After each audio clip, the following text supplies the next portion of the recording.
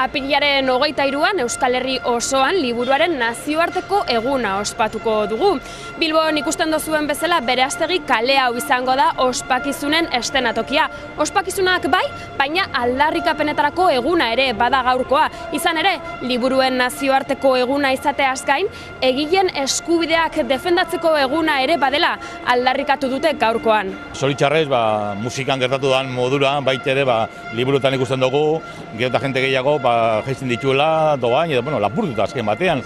Eta, azken batean idazleak eskubidetik bizi dira, eta, horrek ez badabez jasotzen, ez dago, gero, egilerik mantentzerek izaterik ez da.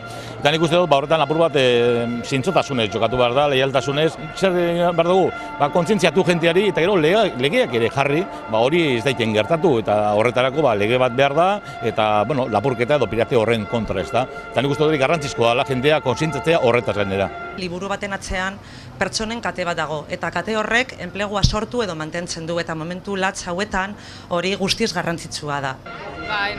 Ni normalen irakurtzen dut, eta orain ere gehiago irakasleak agintzen digulako, agindu edo gomendatu, euskeraz, zer irakurtzea ona delako, jakina, dakigunez. Izan ere gaurkoan liburuaren nazioarteko eguna ospatzen gabiltz. Zeu irakurlea zara?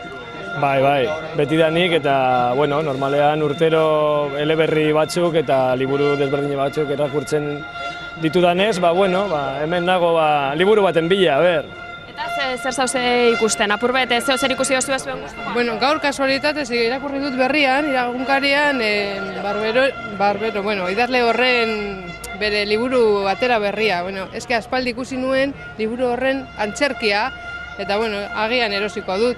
Oparitzeko norbaiti. Gainera, gaur badakizue, erosita 10% deskontua izango duzuela. Ez zenekien, hobeto orduan. Eguna aproposa. Oso aproposa, bai. Jai bat izan behar dau, eta guretzako jaia alaitasunez ospatu behar da, naiz da krisia dela, eta ez dela beti aprobetetan motel gabiltzan, nik uste gaur irribarre egiteko eta posik egoteko eguna dela, ez da.